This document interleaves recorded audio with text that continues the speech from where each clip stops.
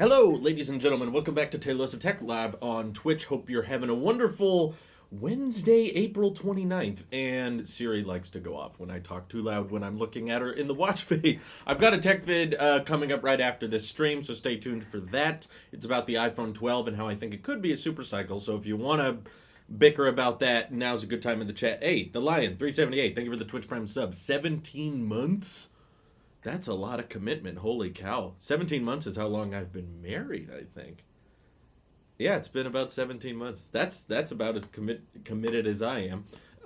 But I wanted to talk a little bit about cheaper iPhones for everybody because there's a lot of debate I've seen on Twitter between the iPhone SE and the XR. I talked a little bit about it in the last Twitch stream, but the truth is I think the XR is probably better for your money, even though it is more. But if you're buying it new, I could see why the debate could be made because it's a $200 increase in price. But if you're willing to do the hunt, that's what I'm going to call it. The hunt meaning look at a few different sites, look at some used markets, look at some refurbished markets, and you'll probably be able to find... Oh my God, you were still listening. You'd probably be able to find an iPhone XR for under $600. You know, that's just what Apple charges. It's not what everyone charges. And there are sales, there are deals you can find elsewhere. So if you're willing to find... if you're willing to go on hunt and look for a XR at a discounted price, I think that I would take that over the SE. Just because the only thing, I mean, objectively the SE has over the XR is the A13 chip and the form factor. Some people just prefer that, I guess. But I honestly, like, the XR is a comfortable form factor in my opinion. But the real question that I think a lot of people are torn on, that Apple's probably torn on to this day, is do they keep selling the iPhone XR when the iPhone 12 comes out? Or do they keep selling the iPhone 11? Or do they get rid of one or the other? Michael, thank you for the Twitch Prime sub for 20 months. Holy cow, that's a long time. And Gavin Murphy, subscribed to Twitch Prime for 2 months. We got some new people. We got some old people. Either way, appreciate you both. I agree, though. A13 and A12 aren't that different. There's probably not going to be that many features in the long-term future that the A13 gets that the A12 doesn't. It wasn't like that was a big night and day feature. However, a night and day difference in performance. However, the A14 chip is supposed to be a massive step forward because that's a 5nm chip design, supposed to be a big jump in CPU performance, GPU performance, perhaps power efficiency as well. So that's what makes me think A14 chip will be a big deal. A12 to A13 though, there's not a whole thing coming around. I don't think the SE has a better camera. The SE has the same exact camera that the iPhone 8 has, and I've taken a lot of portrait mode shots with the iPhone SE camera, and it's fine, it's good, but I think that the depth data you get from the True Depth camera system does make a little bit of a difference. Like, I can tell that when you take portrait mode shots on the front-facing camera of the SE, you can tell it's like pixel-style blur or not blur, and there's not much dynamicness to it. You know, like when you take a photo with an 11 Pro Max or any... when you take a portrait mode photo with any camera that has the True Depth camera system, you know, Face ID, it's able to dynamically adjust the blur of the background compared to things really close to you, and it gives it a more natural-looking DSLR type feel. Whereas on the SE, it's like all blur or no blur, and there's very little in between because it doesn't really have that depth data. And for people who are spending $400 on an iPhone, they probably don't care. You know, you're probably not a photo professional if you're taking pictures with an SE. Like, it's perfectly adequate. It's perfectly fine for anything you're taking pictures of with your phone. Yes, DSLRs will be better, but obviously, I mean, it's the phone. But I wouldn't say the SE has a better camera than the XR. I wouldn't go that far. I think it has better video recording. No, I don't think so. I don't. I think it's pretty much the exact same. What is it on the front? I guess the only advantage the SE... Oh, it doesn't even do 1080-60 on the front. So yeah, the XR has better video. I didn't even think about that. So you're locked to 30 FPS on the front-facing camera on the SE. I just now realized that because I haven't recorded anything on the front. Like, it's fine. It's 1080p recording, but when it comes to, I think the 10R can do 1080 at 60. I'm using a Blackmagic Pocket Cinema camera to stream this. They will discontinue the 10R if it gets any cheaper. It will be too close to the SE, in my opinion, so they'll keep the 11 around and put it at the current 10R price. Maybe, I have another theory. My theory is that they're going to keep the 10R and discontinue the 11 because my guess is that the 10R is much cheaper to make than the iPhone 11. I know there's a lot of similarities, but here's my reasoning with that. The iPhone 12, the regular one, there's going to be two sizes, 5.4 inch and 6.1 inch. Both will have OLED, and they will both have dual cameras, no LiDAR. I don't expect there to be massive camera changes with the 12 and 12 Max, whatever they end up calling it, the non-Pro 12s.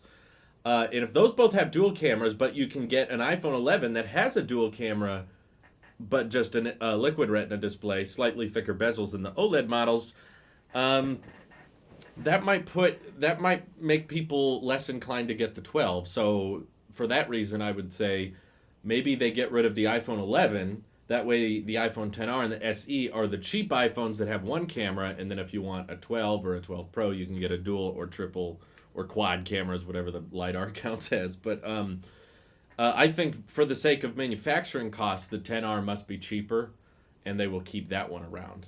So I could be wrong on that. They could keep both around, and I also think it's possible that they will keep the 10R at the same price it is. So it's $600 now. What if they just kept it there? They don't have to lower it. It's one theory. Could be wrong, but we'll see, I guess. I would say the 10R would stay at the same price it is, because then you'd have the SE at $400, 10R at $600, and then the iPhone 12 5.4 inch maybe start around $700, and the 12 Max, the 6.1 inch iPhone 12 would be like $800. So you'd have a $100 price difference. That's normal between different sized iPhones. But then you'd have a massive step down if you settled with the liquid retina on the iPhone XR, single camera on the back, but you would miss out on things like night mode because Apple wants you to get the nicer iPhone. They want you to spend more money. In the iPhone 11, if that just stuck around at $600 and had a dual camera and it has night mode and it has ultra wide just like the iPhone 12 does, then you're basically spending an extra $200 on just the OLED display in the A14 chip. And I don't know if people in that price range are going to warrant that extra cost. So that's my guess. Maybe iPhone XR at $550 just so Apple doesn't look as greedy. Well, as long as they sell the Pro Display stand, they're going to look greedy. There's no way around that. So they're not too worried about looking greedy, I'm guessing.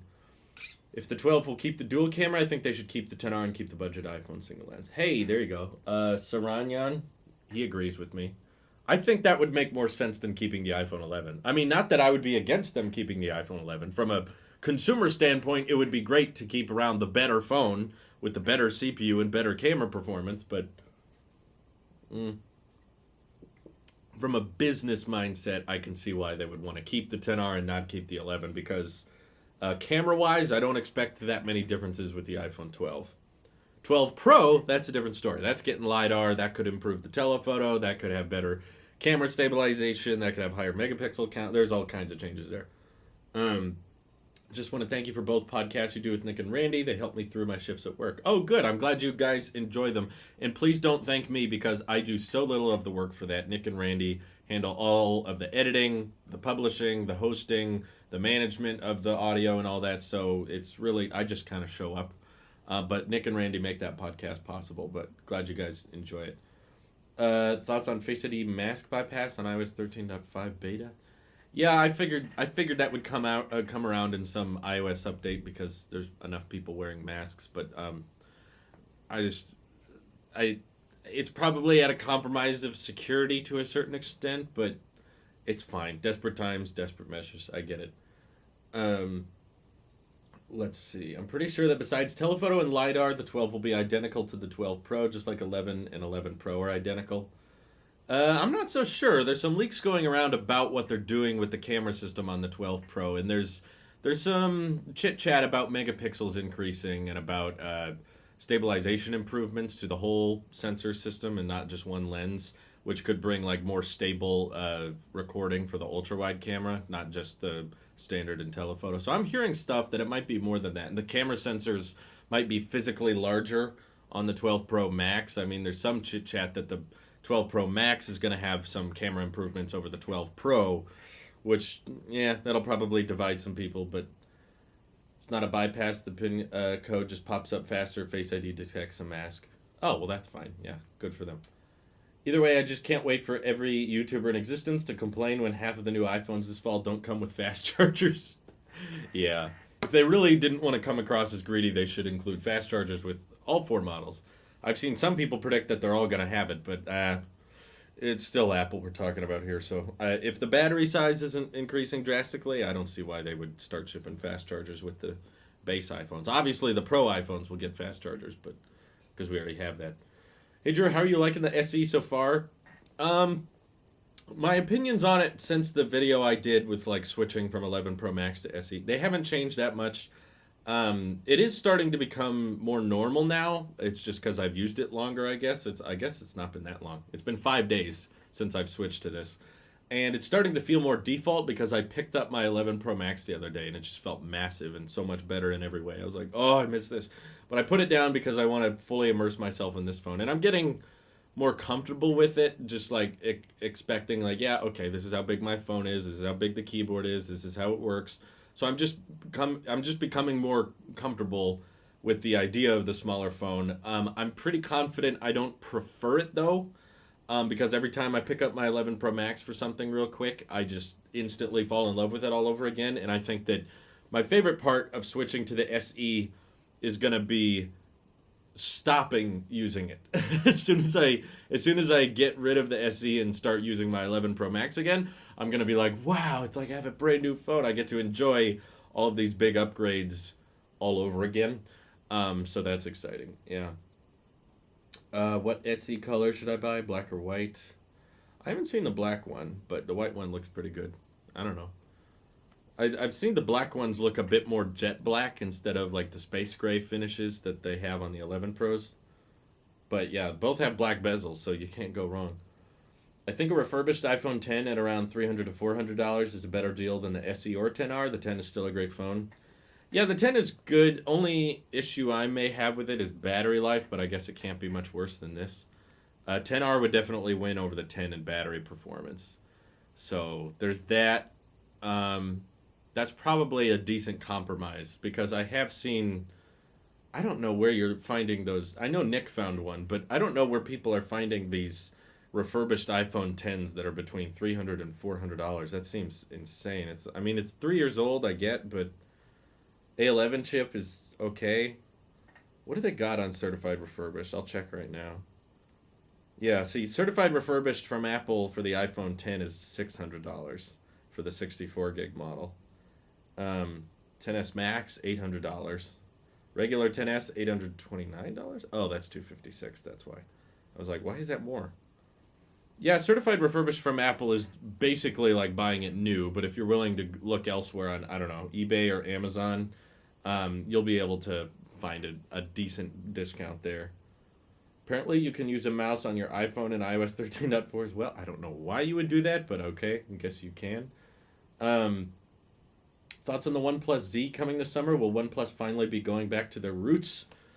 I feel like OnePlus hasn't left their roots. They're just catering to new markets, which is fine. Like, maybe it's because I'm not a diehard OnePlus fan, but I didn't think it was a bad thing that they made those more expensive phones because that's what so many people were asking for so long. It's like, if you're able to make these incredibly powerful and premium budget phones, imagine what OnePlus could do with a flagship. Now we know, and they can make some pretty amazing phones. But they're still selling like the budget, like last year's model, which is kind of the market trend Apple's been going with. It's like, if you want a cheaper iPhone, buy the one from 3 years ago, and you'll get it at a much better price, and you'll still have all the great features. And OnePlus, I see kind of following in that. I mean, the OnePlus Z is, I guess, being a more, affordable and new demographic. But I think a lot of people just assume that they cannot buy a phone from a few years ago. Like, they have to be buying a new phone, and it has to be cheap, which is, I guess, what OnePlus had catered to for a long time, is that they want new cheap phones. They don't want old cheap phones. But I'm happy that they made flagships. So I think later on I might end up getting a OnePlus 8 just to review. Except you won't get any updates on a 3-year-old OnePlus phone. That's true. That's a good point.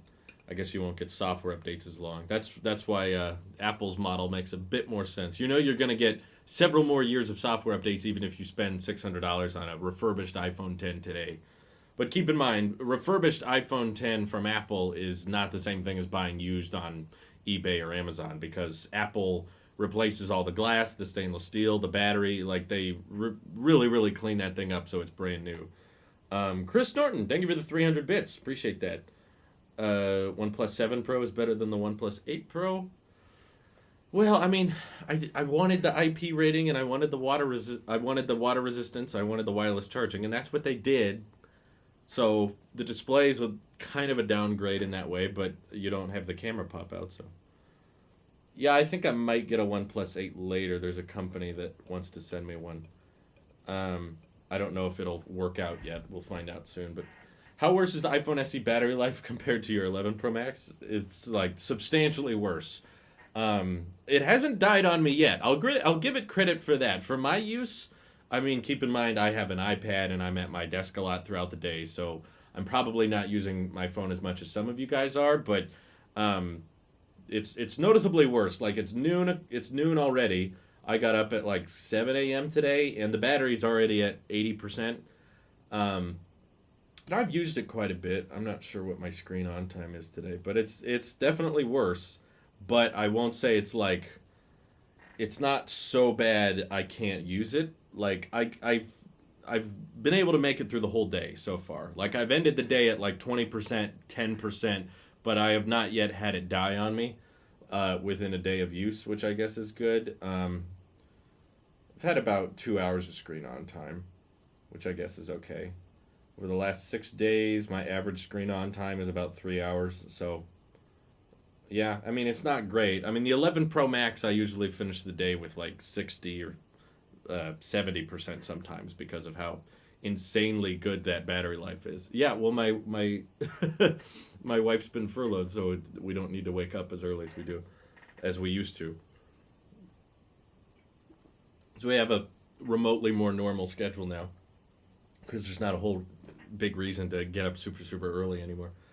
I own an 11 Pro Max and bought a OnePlus 7 Pro. It's so snappy and the no bezels were awesome, but the wow factor wore off and went back to iOS within a week. I wish Apple would just slap 12 gigs of RAM in their iPhone. I don't care if it doesn't need it. It would feel good. Dang amazing. I'm already paying $13.50. Well, they prioritize other things. Just because they're not spending 12 gigs on RAM doesn't mean they're not spending it on other things. Like the money Apple spends on an iPhone does not end when they sell it because software teams and updating a phone years and years later is not free. They have whole divisions of Apple, probably at least 50% of Apple, just dedicated to software, and that's something you're going to get 2 times as much as you're going to get versus OnePlus. So just because they're not putting 12 gigs of RAM on their phone doesn't just mean they're greedy. Their money does pour into the phone in other forms and other ways, and I think they're going to prioritize the investments that end up paying off. So if putting 12 gigs of RAM in the phone doesn't really make that big a difference, it's not a good use of their money. And if they did put 12 gigs of RAM in their phone, they probably have to offset that cost and bring it back to you, the consumer, and make it more expensive. There's research and development for OnePlus and the iPhone, but at the same time, I'm just saying like that's a noticeable difference between OnePlus and the iPhone. Or if you buy the higher storage, they could give us a bit more RAM. I just haven't had RAM issues on the iPhone. I don't know what you guys are doing, but most people are using like 10 apps for 90% of their phone usage, and there's not split screen multitasking, so I'm really confused. I feel like people misunderstand what RAM is for a lot of the time. I tried the iPhone type gestures on my S10e that replaced that software buttons, and man, Apple does it so much better. The gestures on the iPhone just feel so much more fluid and smooth. There's your R&D for you. Apple makes their own chips and their own software. That's true. They don't outsource that stuff, so they don't have to buy from Qualcomm. But that can be money saving sometimes. I don't think that Samsung buying chips from Qualcomm this year did them any favors because, man, S20 is expensive. Man, it's up there. Yeah, YouTube closes for a lot of people, and it also sucks a lot of battery, but I'm not sure how much of that is on YouTube's end or if that's just... I don't know if it's really just not having enough RAM on the iPhone. I think it has more to do with how YouTube builds their app, which is not very efficiently, that's for sure. It's just for dumping random temporary files. And on a phone, I don't think you need 12 gigs of that. I think the reason Android has 12 gigs of RAM or 16 gigs of RAM is because how poor it is at managing RAM. So it has to have that much. But I honestly don't. Knowing how iOS manages stuff, I don't think if it had 12 gigs of RAM, it would operate that differently. I think that has more to do with how YouTube builds their app. They do a bunch of stuff intentionally worse on iOS or iPadOS. Like, they still don't have picture-in-picture support on the iPad. And they could have added that years ago, and they still haven't. And I've always noticed if I watch videos on my phone, YouTube drains the crap out of my battery. I don't know why it does out of it, everything else. 3 gigs of iPhone RAM is about 8 gigs of Android RAM. Yeah, maybe. 100 bits from Chris says, I like my success compared to my 11 Pro. Think if success breaks, I will go for an SE. Well, good for you. You'll save a lot more money that way. I don't know why you prefer the 6S. Maybe it's Touch ID. Maybe it's the form factor. I don't know. But hopefully you guys like the... if it's a form factor thing, I hope a lot of people enjoy the 5.4-inch iPhone 12 this year. That should be interesting. YouTube is just poorly built in general. In lots of ways. Google is not great at making efficient software, but I don't think that needs to fall back. That's not Apple's fault at the end of the day. They're not going to add 12 gigs of RAM to the iPhone just because Google can't build their apps properly. That's not a good reason. Try using the iPad YouTube app with a Magic Keyboard. It's a nightmare, and I don't expect it to get better anytime soon. I know. I imagine the same thing. I could easily kill my 11 Pro Max battery on Snapchat in like 3 to 4 hours. Yeah, that probably has something to do with Snapchat as well. Does YouTube Red come with picture-in-picture? No, I think on Android you get YouTube picture-in-picture regardless of YouTube Red or not. Or do you? I don't remember. Sorry, premium now. Do you think they will call the 6.1-inch iPhone 12 the 12 Max or make the 5.4-inch have a different name? Just because it's new, I feel like they won't want to call the 5.4-inch iPhone something lesser. You know, there's a lot of people that say call it the iPhone 12 Air or iPhone 12 Mini or iPhone 12 Lite. But I don't think Apple likes that. I think they don't like making people think that there's a worser iPhone or there's one that's less because they just want it to be a concentration of the hardware, not necessarily a reduction. So that's why my guess is that they'll call it just iPhone 12, and then if you want the 6.1-inch model, they'll call it the 12 Max because they reserve Plus for services now. A lot of people kept saying it'll be called the 12 Plus, but I think they got rid of the Plus for a reason because they just kind of want that on News Plus, Apple TV Plus, and stuff like that. But I don't think they would have Plus and Max. I think Max will just be the universal, like it's the bigger iPhone 12 because the regular iPhone 12 is 5.4 inches. This one is just a bigger version, so it's taking the 12 to the Max.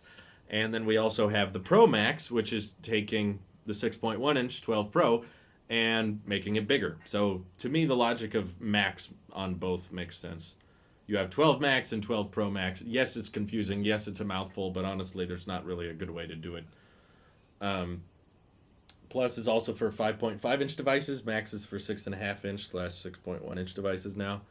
Well, so far they've only used it on 6.5-inch devices, but I think it's reasonable to assume it'll be on the 6.7-inch.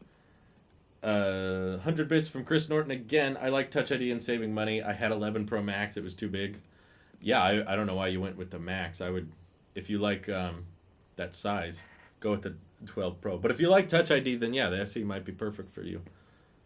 I agree with Michael. I don't think the SE Plus is coming out at all. It doesn't sound like something Apple would do. If they're discontinuing the 8 Plus now, it does not make sense that a year later they would just revive that design after not selling it in really any format. When I looked at certified refurbished, that's the other thing, is you got to expect on the third-party market the iPhone XR is going to get even cheaper. So by the time the SE Plus comes out, maybe they have to make it $400 for it to work, but I'm looking at certified refurbished here. Yeah, nowhere in iPhone certified refurbished are they even selling the 8 Plus or the 7 Plus. So refurbished iPhones are all gesture control, all Face ID.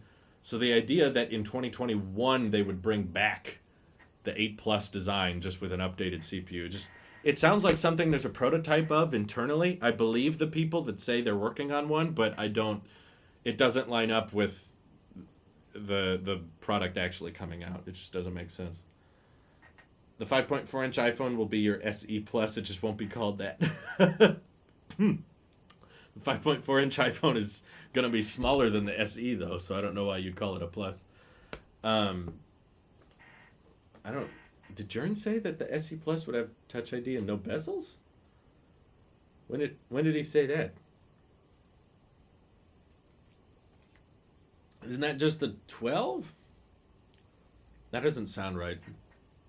It just doesn't sound like Apple to have Touch ID on a home button and then Face ID and then also Touch ID in the display.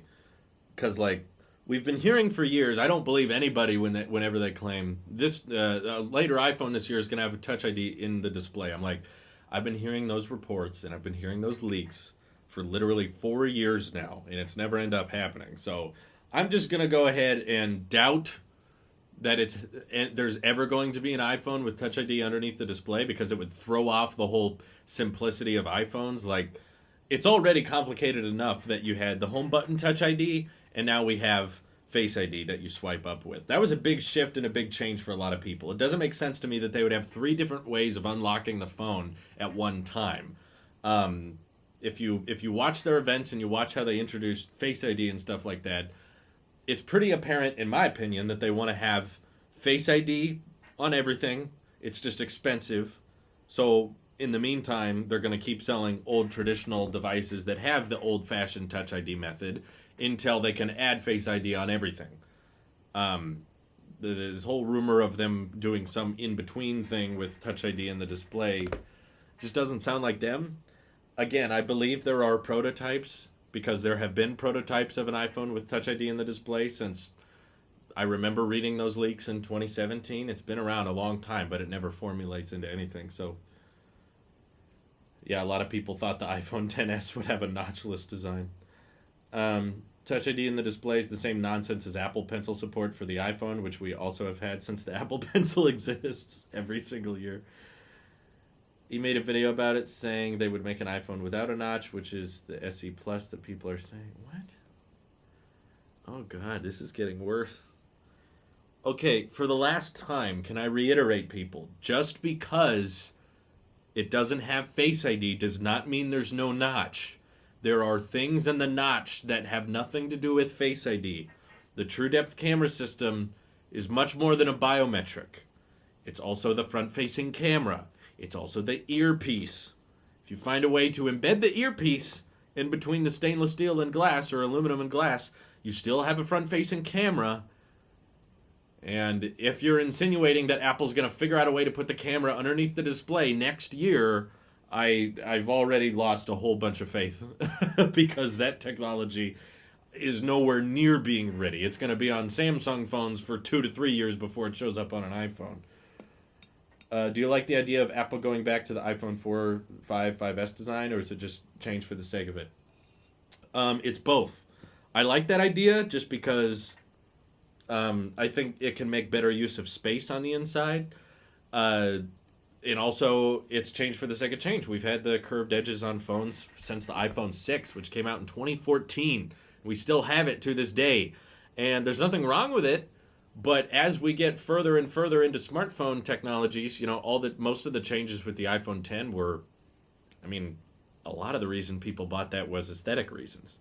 There was not really a bunch of functional benefits with having an all-screen phone. It just looked cool. And gestures are better in some ways, so I guess there are some functional advantages to it. But for the most part, people were excited because it looked cool.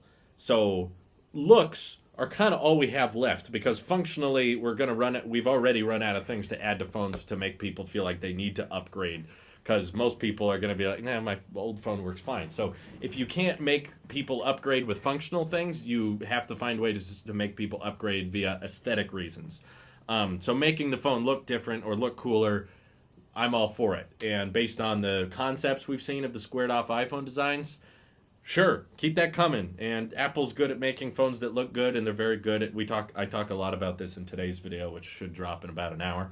Um, but Apple has a way of making things just suddenly all the devices we have now, they can suddenly make them feel outdated by releasing some new piece of hardware that looks way cooler and way better. And that's why I'm like, sure, it's change for the sake of change, and I'm also a big fan of that design moving towards it. So um, it's both.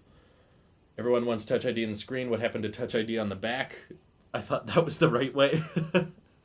And I never thought it was the right way. I had it on the Galaxy S8 in the Pixel, and I always thought it was weird to have a back of a phone have a specific, like, you got to put your finger right here on the back, because it doesn't sound like something Apple would do. They already made a notchless 2020 iPhone, the 2020 iPhone SE. Wake up, people! Yeah, good point. That's a good argument. Quo is one of the who reported about the bezel-less SE Plus. If they do this for some reason, I think they might give it one uniform and thick bezel like the iPad Pro, which prevents it from having a notch.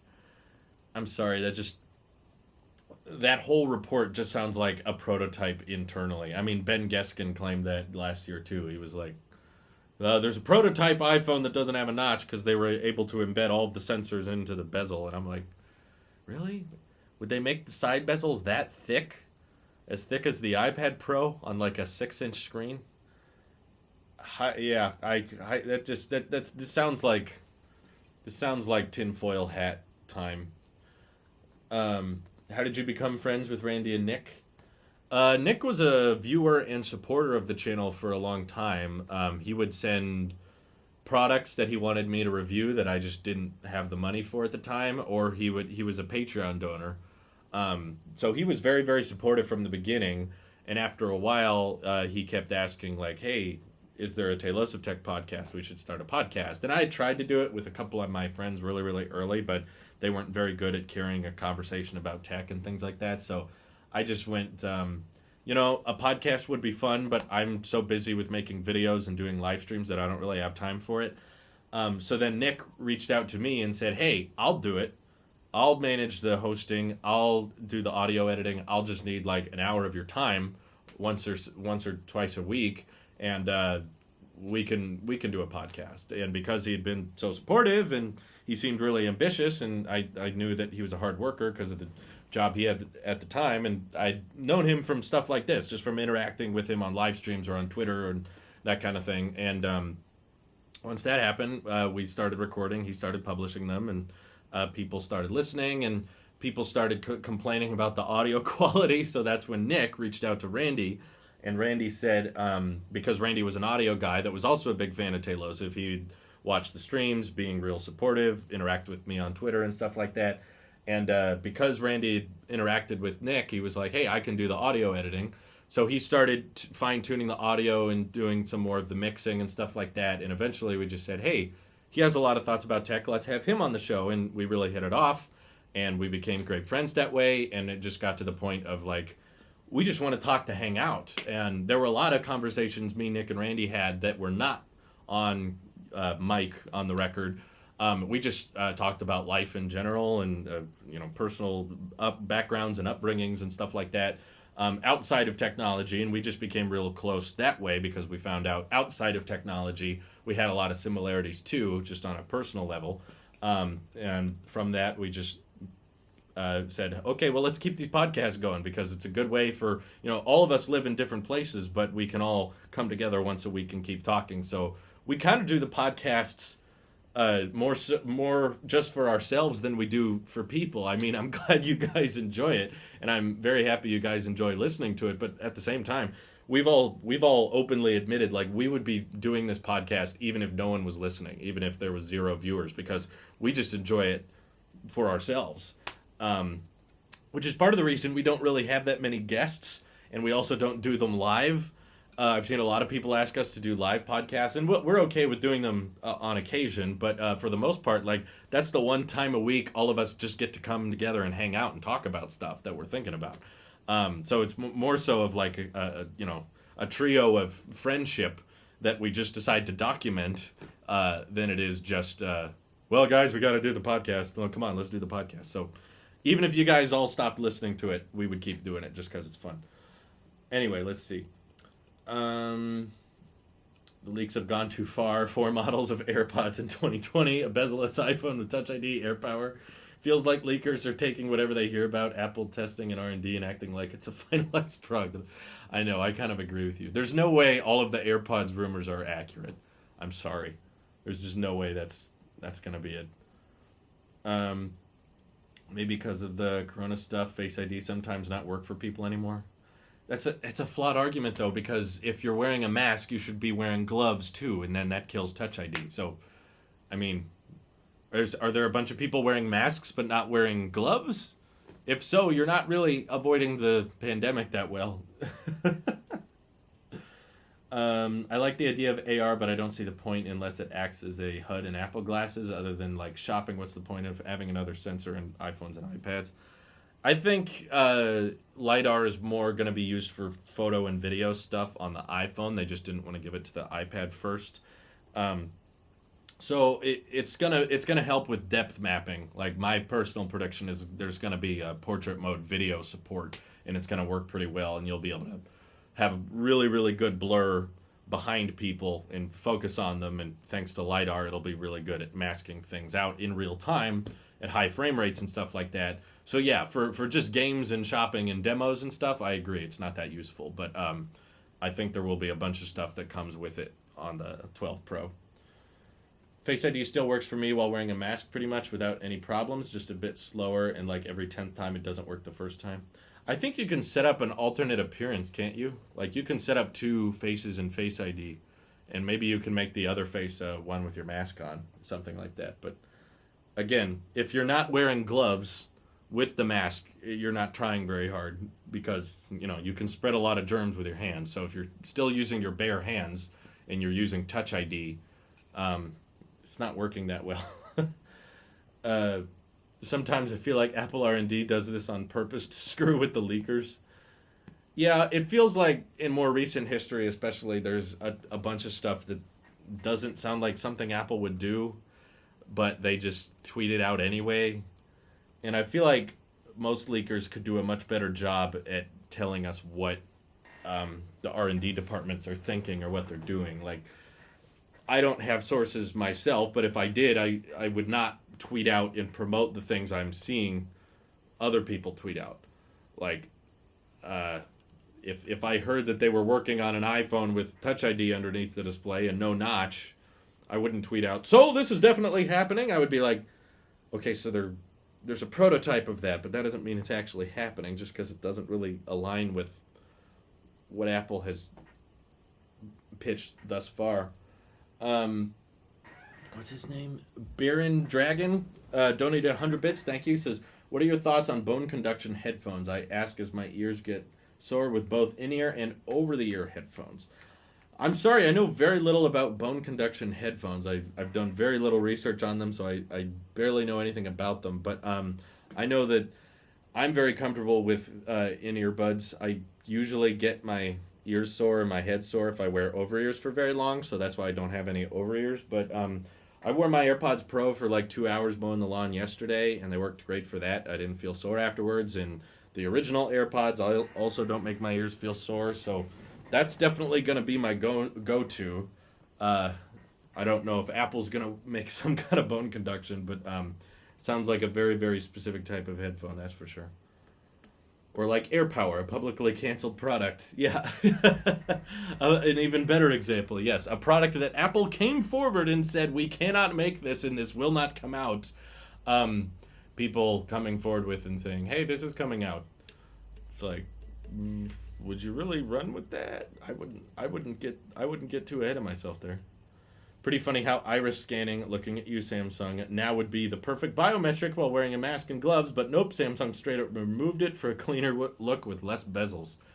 Yeah, I mean, iris scanning would be helpful in a situation like this, but also iris scanning was not very good. I remember using it on the S8 and the S9, and it wasn't very good. You had to hold the phone. You had to hold the phone very, very, very precisely and at a very, very certain angle would it unlock, and it had to like show you your face when trying to unlock the phone. Like, I'm glad they removed it because it's it was very, very finicky, and you had to open your eyes a certain width. If your eyes were kind of closed a little bit, it would be like, I can't see your irises, open up, open your eyes.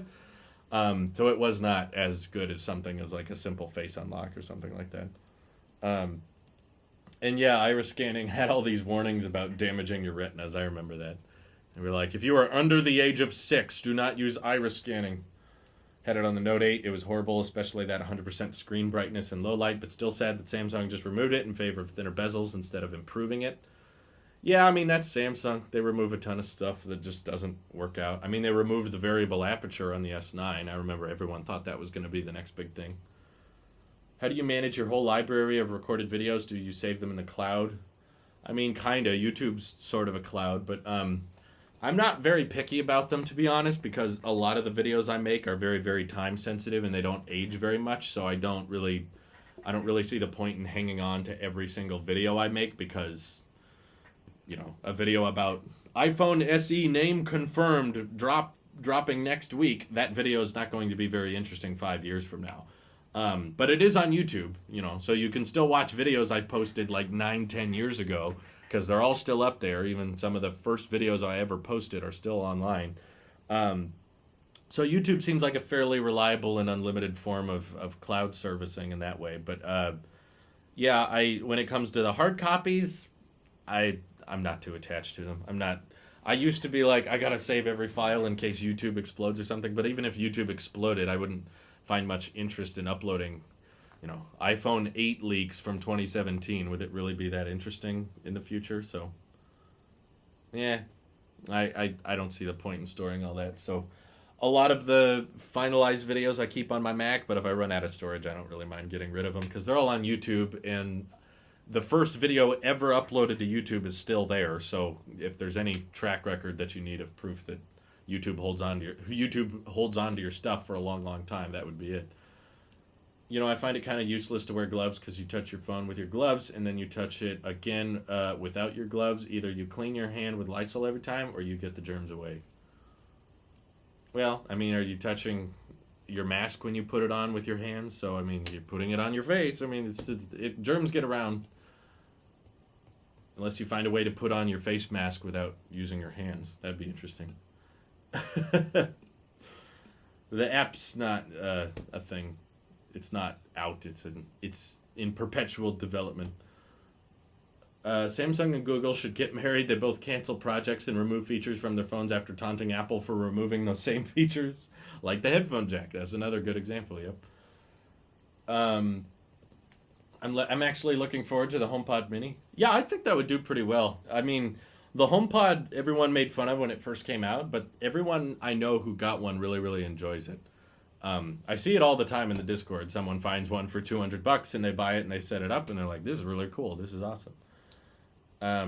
Again, I'm not the one to ask for issues with the app, because I'm not the one developing it. The app is kind of similar to the podcast in that way. You know, like, I didn't just one day decide, hey, I'm going to start a podcast. You know, fans approached me with the idea and said, hey, we'll take care of it. We just need you occasionally. And I said, cool, that sounds good to me. And that's how the podcast was born. The app was kind of in the same way. The team of developers came to me and said, hey, can we make this? And I said, sure, let me know what you need. And it's been in development since then. So I'm not really that involved with the process. If they need help with uploading and stuff, I'm happy to help. But they've all got other stuff going on in their lives that I'm sure take priority over the app. So that's why, you know, there's no release date on it. Don't count on it dropping at a certain time. You know, don't put too much pressure on it, because it's not something I even came up with. It's not my idea, and it's not something I'm really in charge of. Oh yeah, Viper hates the HomePod. That's true. I remember that. Yeah, but everyone in the Discord I've seen who bought a HomePod seems to really like it. Do you have any AirPods Pro case recommendations? I don't know why people get cases for their cases. You know, AirPods come in a case that charges them. And if you put them in another case, they just collect. They're always this plastic rubbery case that collects all this dust, and it looks really cheap. And what's wrong with the standard case? Do people not like the little micro scratches on the plastic? Does that bother you? I mean, is it much better if it's kept in a big, thick rubber case at all times? I don't know if people prefer that. Um, let's see. Can Apple please just move to the matte Apple Pencil 2 plastic on the AirPods case? Yeah, that would be nice. I'd appreciate that. Maybe that costs more or something, because the Apple Pencil 2 did cost more.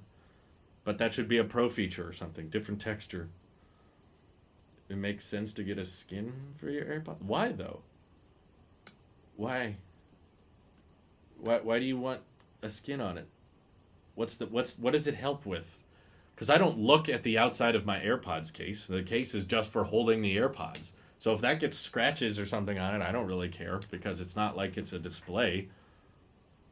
My AirPods are blue now because of the cheap plastic. Well, would a case help with that? Gloves keep me from touching my face at work. True. There's that. The point of gloves is that you can take them off, and throw them away or disinfect. You can keep your actual hands clean. Matte black would also be nice, I agree.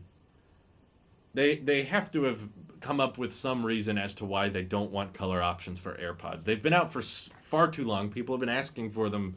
It must be a marketing thing. They just think that white stem is the iconic look, and they cannot stem from they cannot stem from that look, so they don't want to mess that up. Apple should add gestures to the pressure part of the AirPods Pro. Swiping up could be volume up, and down could be volume down. Although I have an Apple Watch, for people who don't, it is inconvenient to have to take out your phone to change the volume. That would probably have to be a hardware change. I don't think the force sensor supports gestures like that. I'm pretty sure it only registers clicks and pressure on it. That's why it's called the force sensor. It detects force. It does not detect resting and sliding back and forth. So that would probably have to be a hardware design change. It's the iconic look. We're probably never going to get colors. Who knows? Maybe they'll suddenly decide it's okay or something like that. Whatever happened to the rumors of the AirPods with a matte finish? I know. What did happen to those? There used to be some. There used to be a bunch of rumors for that.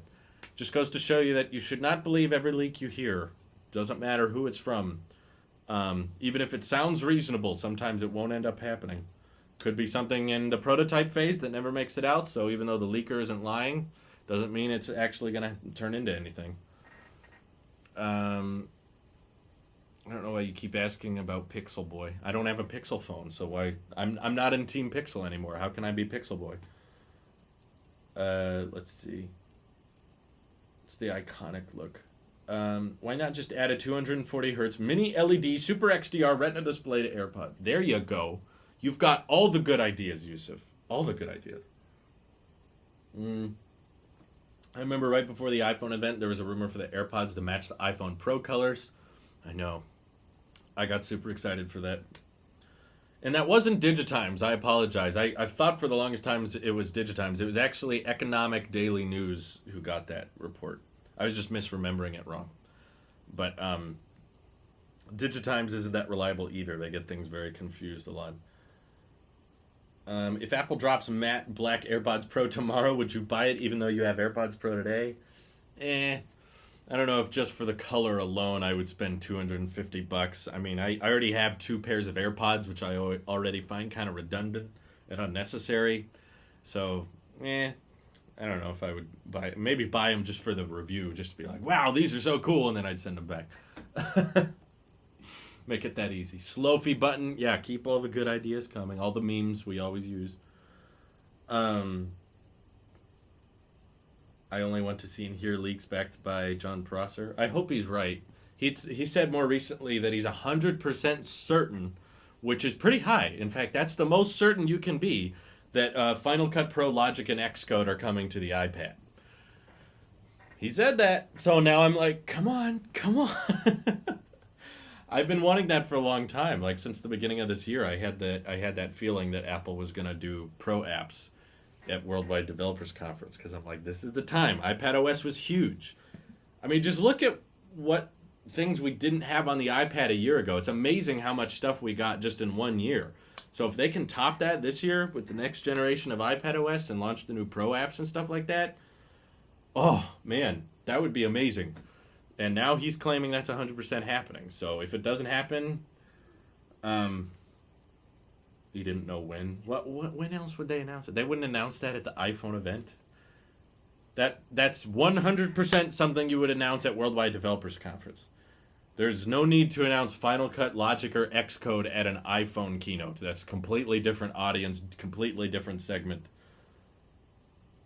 How is Touch ID going? It's fine. It works. I don't have any psoriasis problems anymore. So I'm using Touch ID the way it was meant to be used, and I prefer Face ID still. Because there's so many times I'm trying to tap the display on the SC to turn it on and just have it unlock with me looking at it, but I have to be like, oh yeah, I gotta put my finger in a specific place. And I don't like the idea of having to, every time I open a banking app or want to access passwords to something, having to rest my finger on the home button again. But it's a rest. You don't want to press too hard because that takes you home, so you have to rest it there, opposed to Face ID, which is just, you're already looking at it. So you open the banking app, boom, instantly unlocks. So for like passwords and security and stuff like that, it's so much better. I miss Face ID. Face ID should replace Touch ID in the MacBook Pros. I think the thinness of the MacBook lid is the reason they can't do the true depth camera system. I think they should change the MacBook design so that they can have better cameras on them, but what do I know? You can have Face ID on a laptop if you get the iPad Pro with Magic Keyboard case, which I've been using a lot lately, which has been really, really fun because anytime I need passwords or to log into anything and I want to secure it with Face ID, I don't have to rest my finger on Touch ID. I'm looking at the display, so it's already working. I just hit open the app and boom, it unlocks. It's so much faster than it would be on a MacBook. And I've got 120 hertz. Also, yes, Face ID for Apple Pay is way easier. Just double click the side button twice to activate it, and you're already looking at your phone, so you're done. On the iPhone, it's kind of weird. You like double click on the lock screen and then hold it up. It's, you got to make sure your fingers aren't wet or, I don't know. It's like I can do it on the iPhone 10 just by double clicking like that, whereas on this I have to make sure my thumb goes in the specific Touch ID dedicated area. It's just a bit more finicky than Face ID, which just feels like I'm not even using a biometric. It feels like it's not even there. Why can't they just add an iPhone front-facing camera on a MacBook? It's like I said, the thinness of the lid is very, very... There's very, very little components in the display panel of a MacBook. That's why it's so thin. So if they wanted to put in those beefier camera sensors, it would have to bulk out a lot more substantially. Do you think AR glasses are going to be the next product category we're going to see from Apple? Probably the next big one. I can't think of another product category that... Well, if you count AirTags, that's coming out soon. That's kind of a new category, like an accessory that's used for tracking. I don't know if you count that, but after AirTags, then I would say AR glasses are the next big platform. Like the new Apple Watch was like the new category for Apple. Like, I'm not saying it's coming soon. It could be several years away before we get AR glasses, but that would be the next big thing. I can't think of anything else. Possibility of Xcode Final Cut coming to other models of iPad? Yeah, I don't know what it'll require. It might be an iPad Pro exclusive feature or something. I don't really know the compatibility there, but we'll see. LumaFusion works on pretty old iPads, so maybe it'll be compatible with all of them. It'll just not run as well. I hate how on Touch ID iPhones you have to lock the phone first before you can use Apple Pay. Oh, that's what you're saying, yeah. With the 11 Pros or Face ID iPhones, you can activate them while you're using the phone, whereas this, if you're on the home screen... Like, how do you activate Apple Pay? Because double-clicking a home button activates multitasking. So to go to Apple Pay, it's like lock the phone and then double-click, and then you got Apple Pay. You're right. That's way more complicated. Have you tried editing one of your tech videos on the iPad Pro? So I see you're new here. If you've been watching since the Attic days, I used to edit all of my videos off the iPad Pro. For a good 6 or 7 month period, I did everything off of the original 2015 iPad Pro. And I had an Apple Pencil. I did it all on iMovie. And a lot of the first videos that started taking off and getting views were all done on the iPad Pro. So I know what it's like. And I had it way harder than we had it now.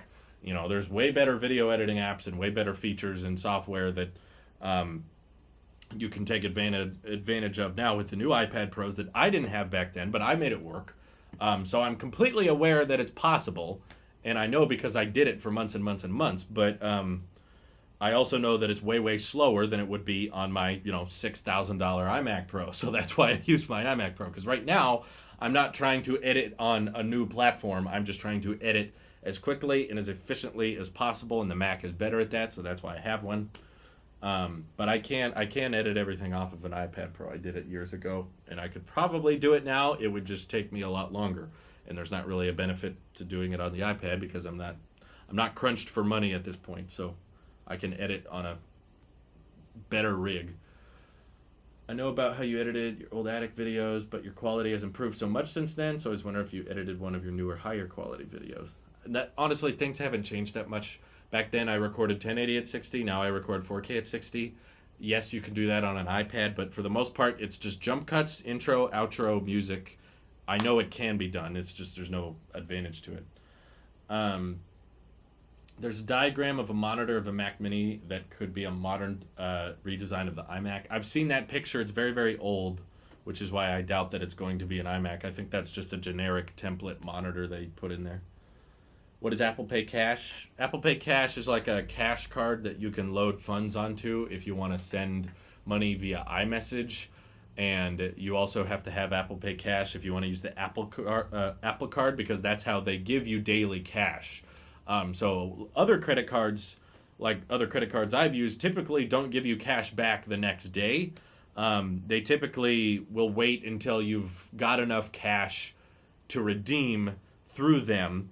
But like with Wells Fargo and their credit cards, you had to make like $25 worth of cash back before you could redeem it to your account.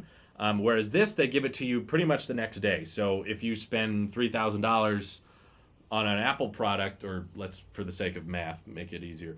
Let's say for this sake of the example, you spend $1,000 on an iPhone and you buy it with the Apple Card. Because it's an iPhone, you get 3% cash back, so you'd get $30, right? You'd get $30 the next day, and you could spend that right away. You can send that to your friends. You can use that $30 to pay off the debt on your Apple Card. You can send that cash to your bank if you want to, but you get it accessed like that. Whereas other credit cards, you have to wait until they hit a certain threshold. So Apple Pay Cash allows for them to do that, and it also lets you just send money to friends back and forth a lot easier that way. So, Garcia, thank you for the Twitch Prime. Appreciate it. Do you think Apple would make a cheaper monitor, maybe made to go with the Mac Mini? I really wish they would. If they just made a thin bezeled monitor that was decent. I don't even need it to be 5K. Just like a 4K, even a 1440p 27-inch monitor with thin bezels. I'm using an Apple Cinema display right now with my Mac Mini. It still looks fine. It's just the bezels on it are really thick and huge. And if they could make one that was not insane quality Pro display with extreme dynamic range, because I don't care about that. I don't need a reference monitor. Just a monitor for the rest of us that could be targeted as a MacBook accessory primarily. I would be so happy with that. Garcia. Oh, I said it correctly. Yes. Good. Wow. Thank you. Lots of parts of the world still don't have the Apple Card, and it's really ticking me off because I want the 3% on Apple purchases. Yeah, I don't think Apple intentionally limits it to the U.S. I think there's a bunch of laws and rules they have to abide by when launching credit cards in other countries. I don't think that credit cards in other countries have as good as perks for that for some reason. So that's probably why if the Apple Card did come to other countries, it would not have the same perks. Let's see. What would be a reasonable price for it? Somewhere between $1,000 and $2,000, I think would be reasonable. I mean, they sell the 27-inch 5K iMac for under $2,000, and that's, a 5K panel with an entire computer on the inside. And I'm just saying, just don't give me a computer, just give me the screen and the speakers and a camera that's built into it, maybe even an external GPU a little bit, but somewhere between $1,000 and $2,000, thin bezel. I don't understand why that can't exist, and they want to exclusively with their 4K and 5K LCDs. They only want those to be an all-in-one iMacs. They will not sell those as standalone monitors. I don't know why. It would be great if they did, but is the Apple Card free? Yes, if you stay on top of your payments, it is free. If you miss your payments, which they make it very hard to miss because it's upfront and in your face, it's like, hey, you need to pay this much by this time, otherwise you're gonna get interest fees. Yeah, they make it super obvious, but if you are a responsible credit card user, the Apple Card does not cost you anything. So all the cash back you get from it, pure profit, as long as you're not spending more than you ordinarily were. Because that's what a lot of credit cards do, is they make you intentionally go to certain places and buy certain things. So you feel like you're saving money, but in reality, you wouldn't be spending money on those things if you didn't have the credit card. So it's kind of meant to be a mental thing. They do sell the Imac displays just as LG monsters for some reason. Monitors. No, I'll call them LG monsters. I hate those ultrafine monitors. They look like Dell Optiplex screens. They look so ugly. And they're not that cheap. If I'm buying a monitor that looks that ugly, I expect it to be a lot cheaper than that. I'm talking equal bezel, designed by Apple. I still want it to be aluminum. I still want it to look like an iMac from behind. Just make it look like the Pro Display XDR on the front. Just without the whole extreme dynamic range crap. Just put in your basic LCD. I don't like the ultrafine crap. Those things look ugly. If it came out tomorrow, would you get the redesigned iMac Pro over the 16-inch MacBook Pro? Depends on the price. Based on the way I think they're going to go with the iMac Pro, I don't think it's going to be worth it to me, because what they're going to do is they're not going to just shrink the bezels and keep the performance the same. They're going to drastically increase the performance, drastically increase the dynamic range, and make an iMac Pro that's like $10,000 or $12,000, in which case I don't want it. For my purposes, I have no performance issues with my iMac Pro. The only issues I have with it are the design is very dated. If I could get the exact same performance of my iMac Pro with a more futuristic looking design, I would happily spend $5,000 to $6,000 on that, but I just don't think that's going to happen. So that's why 16-inch MacBook Pro looks fresh, looks clean, looks up to date, has great performance. That's why it's probably going to be my next Mac. They killed Samsung AR Boji. Oh, thank God. No one was using that. That's good. This is my Apple-made bottle, by the way. It's got the logo and everything. I bought this at the Apple campus a couple of years ago. I bought my iMac Pro pretty much day one in December of 2017, so I've had it. We're coming up on 3 years. Still runs great. The only issues I have are bugs with Catalina. None of the issues I've had with it are hardware related. Everything that's wrong with it are bugs with Catalina, and of course the design being outdated. Just from the front. Even when you look at the iMac Pro from the side or from behind, it looks so futuristic and cool. It's very, very good looking. But just when the display turns on, you got this giant chin, super thick bezels, and that's how iMacs have looked for like over 10 years now. Yeah, that was a fun unboxing. I remember that day. iMac Pro and HomePod. HomePod was unveiled in 2017. It didn't ship until early 2018. But yeah, there's a lot of products that Apple has not done much with. Hopefully that changes this year. What's worse, iMac Chin or OG Pixel Chin? OG Pixel Chin was pretty bad. I have no idea why they designed it like that. It looked so stupid that they didn't want to put anything there. They put fingerprint readers on the back of the Pixel, even though they had a giant chin on the front. I thought that was so backwards. I'm like, why can't you just put it there? Oh yeah, because it would look exactly like an iPhone, and you don't want to get sued. So you made it objectively worse design. It still looked a lot like an iPhone though. On-screen buttons, even though you had a big, thick chin. We usually do on-screen buttons because there's no room for off-screen buttons. The iMac chin still looks, they got the logo there, and I think the speakers are built into that chin. But, they had speakers built into the cinema display, and that didn't have a chin, so you don't need a chin for speakers. That's a lie. Anyway, I've got some more work to do today, guys, so I'm going to sign off, but I appreciate the donations and the Twitch Prime subs. Again, a video should be dropping pretty shortly, so stay tuned for that. Thank you all for watching, and I hope you have an excellent rest of your day. Stay clean, stay safe. Bye-bye.